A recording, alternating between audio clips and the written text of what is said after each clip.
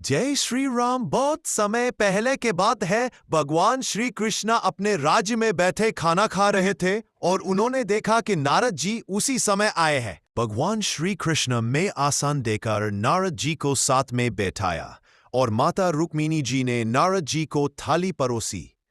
भगवान श्री कृष्ण ने कहा, कहो नारद, कैसे आना हुआ? नारद जी ने प्रसन्न मन से कहा, प्रभु मुझे आपके माया के दर्शन करने हैं। फिर भगवान श्री कृष्ण नारद जी के साथ जंगल में गए। वहां से रेगिस्तान शुरू हो गया। भगवान श्री कृष्ण एक जगह बैठ गए और नारद जी से कहा, हे नारद, मुझे पानी तो पिला दो। नारद जी ने आवश्यक कहकर वहां से चले गए और एक कुआं उन्हें दिखाई दिया जिसके बराबर में एक सुंदर लड़की पानी भर रहे थे। नारद जी उसे देखकर प्रसन्न हो गए और उसे कहने लगे, क्या आप मुझे घड़े से पानी दे सकते हैं?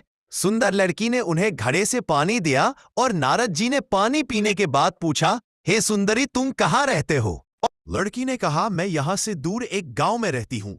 नारद जी उसके पीछे चले गए और उसके पिता से लड़की का हक मांगने लगे। सुंदर स्त्री के पिता ने उनके शादी करा दी और थोड़े समय के बाद इन्हें एक बेटा और बेटी हुए।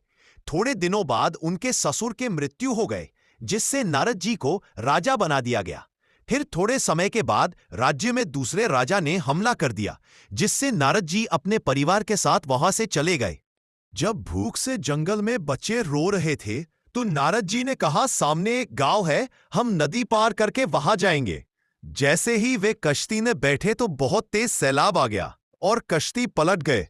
नारद जी कभी अपने बेटे को बचाते, कभी अपने पत्नी को, कभी अपने बेटी को। नारद जी के बीवी बच्चे तीनों मर गए डूब के। नारद जी ने शोक में पुकारा, हे प्रभु, ये मेरे साथ किया हुआ। उसी वक्त भगवान ने उनके कंधे पे हाथ रखा और कहा, नारद, तुम मेरे लिए पानी नहीं लाए। नारद जी हैरान होकर प्रभु के सामने हाथ जोड़ने लगे। इस कहानी से हमें ये सीख मिलती है कि संसार की माया बहुत आकर्षक होती है, लेकिन वो हमें असली सत्य से दूर ले जाती है।